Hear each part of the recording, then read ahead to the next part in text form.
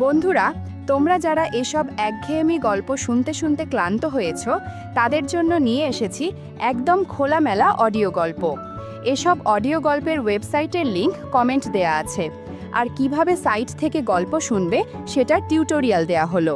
সাইটে ঢোকার পরে এরকম বিজ্ঞাপন আসলে এখান থেকে কেটে দিবেন।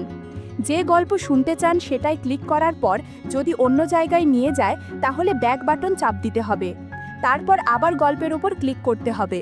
তারপর এই জায়গা থেকে প্লে বাটনে ক্লিক করতে হবে। প্লে বাটনে ক্লিক করার পর যদি আবার বিজ্ঞাপন আসে তাহলে বিজ্ঞাপন এখান থেকে কেটে দিতে হবে। আমার শ্বশুরমশাইয়ের একটা পুরনো বাড়ি ছিল, যেখানে কয়েকজন পুরনো ভাড়াটে বহুদিন ধরে থাকতেন। নামমাত্র ভাড়ায় থাকলেও শ্বশুরমশাই কখনো তাড়া দেননি কাউকে। তিনি আর শাশুড়ি মা চলে যাওয়ার পর একমাত্র মেয়ে হিসাবে আমার স্ত্রী সেই বাড়ির মালিকানা পায়। স্বাভাবিকভাবেই বাড়ির খেয়াল রাখা আর মাসে মাসে ভাড়া তোলা এই দায়িত্ব এসে পড়ে আমার ওপর। আমি 2-3 মাস পর পর গিয়ে ভাড়াটেদের সঙ্গে দেখা করতাম, গল্পগুজব করতাম আর ভাড়া নিয়ে ফিরতাম।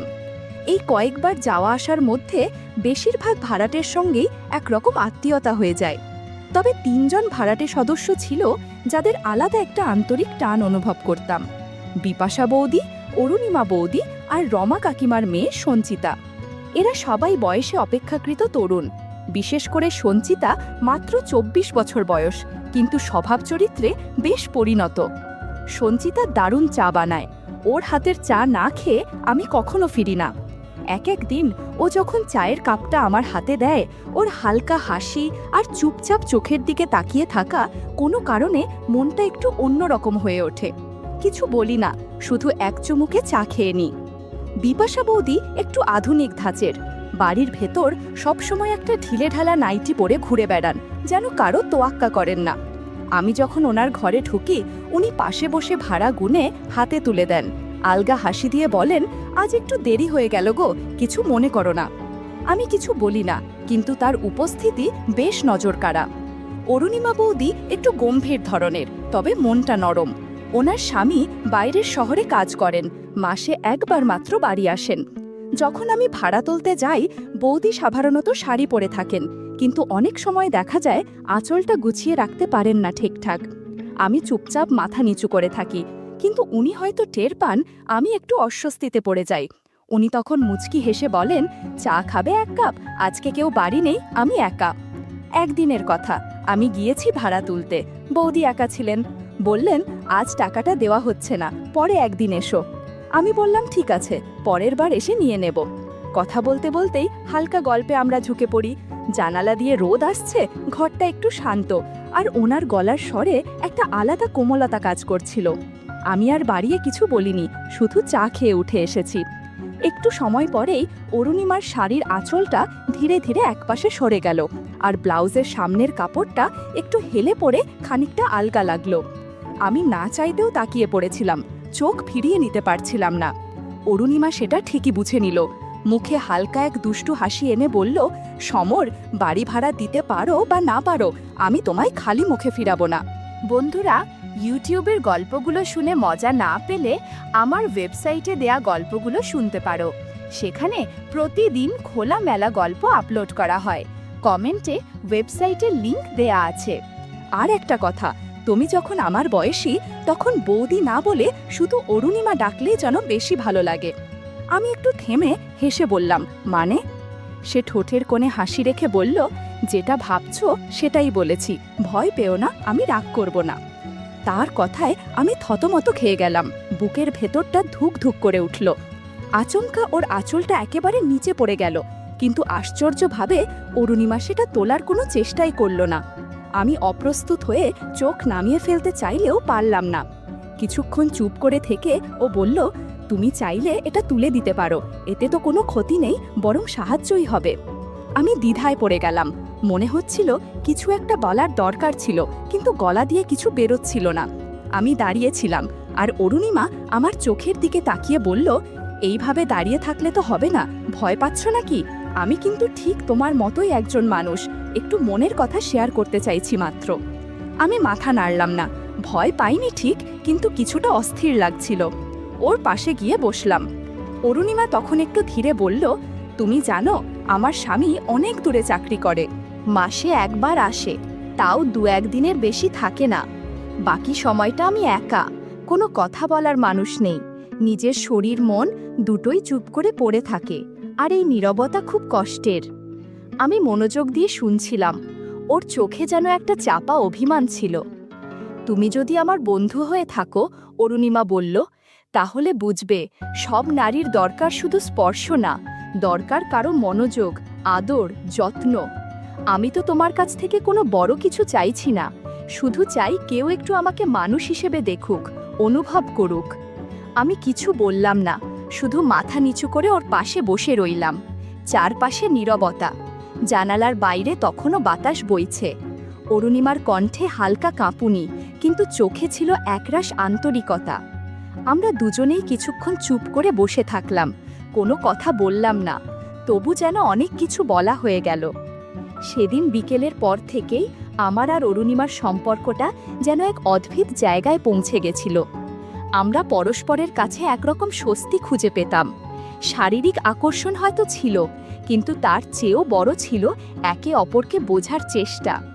আমি প্রায়ই সন্ধ্যার পর ওর ঘরে গিয়ে বসতাম, একটা চা, একটু গল্প আর মাঝে মাঝে নীরবতা। একদিন সন্ধ্যায় হঠাৎ অরুণিমা ফোন করে বলল, কি গো সমর, আমাকে একেবারে ভুলেই গেলে? এদিকে মনটা খুব অস্থির হয়ে আছে, একা একা ভালো লাগে না। ওর গলায় কেমন যেন টান ছিল। আমি দেরি না করে সেদিনই চলে গেলাম। ঘরে ঢুকে একটু চমকে উঠলাম। অরুণিমার পাশে বসেছিল তার বান্ধবী বিপাশা, যাকে আমি আগেও কয়েকবার দেখেছি। দুজনেই খুব স্বাভাবিকভাবে বসেছিল, কিন্তু তাদের চোখে মুখে একটা চাপা উত্তেজনা কাজ করছিল, যেটা আমি আগে কখনো দেখিনি। আমার দিকে তাকিয়ে অরুণিমা মুচকি হেসে বলল, আজ তো আমি একা নই, আমার একমাত্র সত্যিকারের বান্ধবীকেও আজ ভাগ করে নিতে চাই তোমার সাথে। মানে ও আজ একটু ভালো সময় কাটাতে চায়। বিপাশাও একা থাকে, অনেক অভাব থাকে মনে। আমি একটু থমকে গেলাম, কিন্তু ওদের হাসি মুখ দেখে বুঝলাম কোনো জোর জবরদস্তি নয়, এ যেন একসাথে কিছু ভাগ করে নেওয়ার মতো। ঘরে বাতাসটা ভারী লাগছিল। আমি চুপচাপ গিয়ে বসতেই অরুণিমা আমার হাত ধরে বলল, ভাড়া তো আগেই মাফ করেছিলে, কিন্তু তুমি যে আমাকে কিছু দিয়েছিলে সেই দিন, সেটার কথা আজও মনে পড়ে।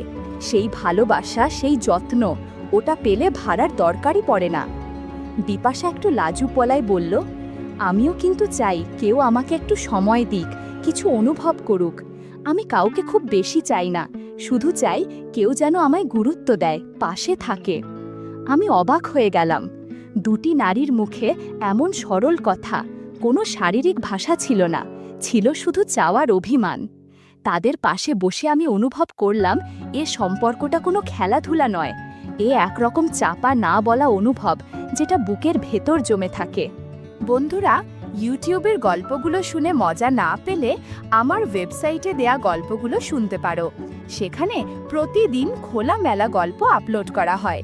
কমেন্টে ওয়েবসাইটের লিংক দেয়া আছে। আমি ওদের দিকে তাকিয়ে শুধু বললাম, আমি এখানে আছি, কথা দিতে পারি তোমাদের কেউ একা থাকবে না। তারপরে সময়টা ছিল নিঃশব্দে ভরে যাওয়া।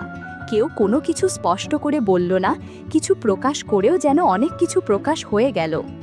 বন্ধ দরজার ভেতরে আমরা তিনজন বসেছিলাম, নিঃশব্দ, কিন্তু ভেতরে ভেতরে এক অদ্ভুত শান্তি আর গরম হাওয়া বইছিল। বিপাশা হেসে বলল, সমর, আজ একটু আমার কথা শোনো। আমি চাই তুমি প্রথমে আমার কাছ থেকে একটু সময় নাও। আমি ওরকম কিছু চাইছি যেটা শুধু আমাদের দুজনের মাঝে বোঝাপড়া। আমি ওর কথায় মুগ্ধ হয়ে বসে রইলাম। একটু সময় কাটিয়ে আমরা ধীরে ধীরে একে অপরের অনুভূতি বুঝে নিতে লাগলাম। আমাদের মাঝে একটা অদ্ভুত সঙ্গতি কাজ করছিল। অরুণিমাও পাশ থেকে একটু হাসি দিয়ে বলল, সমর, আজ আমরা তিনজন একটু কাছাকাছি হব, সবাই মনের কথা শেয়ার করব, যাতে কেউ একা না পড়ে। আমরা তিনজন মিলেমিশে অনেকক্ষণ কথা বললাম, মায়া করলাম, আর একে অপরের পাশে থাকার প্রতিশ্রুতি দিলাম। সব কথা না বলে শুধু চোখে চোখ রেখে বোঝার চেষ্টা করলাম। সেই সন্ধ্যায় বন্ধ ঘরের ভিতরে একটা শান্তি, একটা কোমলতা ছিল, যা কথায় প্রকাশ করা কঠিন। আমরা শুধু ছিলেন তিনজন একসাথে, মানসিক বন্ধন গড়ে উঠছিল। 10 মিনিট বিশ্রাম নেবার পর আমি আবার অরুণিমার পাশে গিয়ে বসলাম। ওর সঙ্গে সময় কাটানোর মধ্যে যেন একটা অদ্ভুত শান্তি আর আরাম খুঁজে পাচ্ছিলাম। ওর চোখে যে মায়া, সে মায়ায় আমি নিজেকে হারিয়ে ফেলতে চাইছিলাম। ওর হাসি, কথা আর ছোট ছোট স্পর্শ সব কিছু মিলিয়ে একটা গাঢ় সম্পর্কের সূত্র তৈরি হচ্ছিল। অরুণিমা বলল, সমর, আজ একটু সময় আমাকে দাও, কিছু কথা বলবো তোমার সঙ্গে, যা আমাদের আরও কাছাকাছি নিয়ে যাবে। আমি ওর কথা শুনে শুধু মাথা নাড়িয়ে সম্মতি জানালাম। আমার মনে হচ্ছিল ওর কথাগুলো এমন যা শুনে জীবনটা আরও সুন্দর হয়ে উঠবে। আমরা দুজনে একসাথে বসে অনেকক্ষণ নীরব থেকেও অনেক কিছু বুঝতে পারছিলাম। ওর হাতে আমার হাত রেখে, চোখে চোখ রেখে আমাদের মধ্যে একটা বোঝাপড়া তৈরি হচ্ছিল, যা কথায় বলা সম্ভব না। সময় যেন থেমে গেল, শুধু আমরা দুজনেই ছিলাম। অরুণিমার গলার স্বর ছিল কোমল আর মন ছুঁয়ে যাওয়ার মতো। সে বলল, সমর, এই সময়গুলো খুব মূল্যবান। আমাদের জীবন যতই ব্যস্ত হোক, এসব মুহূর্তে আমরা একে অপরকে অনুভব করতে পারি, সেটা খুব দরকার। আমি এক প্রকার আত্মবিশ্বাসে ভরে উঠলাম। জানলাম ওর পাশে আমি ভালো আছি। ওর মৃদু হাসিতে ছিল এক ধরনের বিশ্বাস, যেটা আমাকে নতুন শক্তি দেয়। আমি বুঝতে পারছিলাম শুধু কথা বলা নয়, এই সম্পর্কটা মানসিক বন্ধন, যেখানে বোঝাপড়া আর সম্মান মুখ্য। বিকেলটা ছিল এমন যখন শব্দ কম, অনুভূতি বেশি ছিল। আমরা দুজনেই জানতাম এই ছোট ছোট মুহূর্তগুলোর মধ্যে আমাদের ভবিষ্যতের একটা রং লুকিয়ে আছে। আমাদের জীবন হয়তো অনেক সমস্যায় ভরা, কিন্তু এই সম্পর্ক আমাদের শান্তি দিচ্ছে। সেই সন্ধ্যায় আমি অনুভব করেছিলাম জীবনের সুখ আসলে বড় বড় কথা নয়, ছোট ছোট এই অনুভূতিগুলোই আসল সুখ। অরুণিমার পাশে বসে থাকা, ওর কথা শোনা, ওর হাসি দেখা, এই সবই আমার জীবনের সবচেয়ে বড় পাওয়া। আমি চুপচাপ বসেছিলাম, কিন্তু আমার মনে ছিল অনেক আশা আর স্বপ্ন, যা ওর সঙ্গে ভাগ করে নিতে চাই। আমরা দুজনেই বুঝেছিলাম জীবনের এই খুশির মুহূর্তগুলো ধরে রাখা খুব জরুরি। সেই সন্ধ্যার আলো নরম আর বাতাসে একটু ঠান্ডা ভাব ছিল। আমরা তিনজন, আমি, অরুণিমা আর বিপাশা একসঙ্গে বসেছিলাম, চুপচাপ সময় কাটাচ্ছিলাম। কথা না হয়তো খুব বেশি বললাম না, কিন্তু আমাদের চোখে চোখ রেখে বোঝাপড়া ছিল গভীর। জীবন কত কঠিনই না হোক, এই মুহূর্তগুলো যেন একটু শান্তি আর ভালোবাসা নিয়ে আসে। আমাদের মধ্যে সেই দিন একটা অদ্ভুত বন্ধন গড়ে উঠেছিল, যা শুধু বয়ানের মাধ্যমে বোঝানো যাবে না। সেটা ছিল বিশ্বাস, ছিল মায়া, আর ছিল একে অপরের প্রতি গভীর শ্রদ্ধা। জীবনের ঝড় কিংবা পরীক্ষায় আমরা হয়তো হারিয়ে যাব, কিন্তু এই সম্পর্ক আমাদের পথ দেখাবে, মন শক্ত রাখবে। জীবন যেমনই হোক, আমরা তিনজন একে অপরের পাশে থাকার প্রতিশ্রুতি দিলাম। বুঝলাম সত্যিকারের সুখ কোনো বহুল আলোড়িত ঘটনা নয়, বরং ছোট ছোট ভালো মুহূর্তগুলোতে লুকিয়ে থাকে একটা হাসি, এক টুকরো সময় আর এক একজনের জন্য খোলা মন। আমার মনে হলো এই গল্প শেষ নয়, বরং নতুন কোনো যাত্রার শুরু, যেখানে থাকবে ভালোবাসা, বিশ্বাস আর অম্লান বন্ধুত্বের বন্ধন। আর আমি জানি এই বন্ধনই আমাদের জীবনের সবচেয়ে বড় শক্তি হবে। তাই সেই সন্ধ্যা থেকে আমি ঠিক করলাম, যতই জীবনের পথ কঠিন হোক, আমরা একসাথে থাকব, একে অপরকে বুঝব আর একে অপরের সুখে আনন্দ পাব।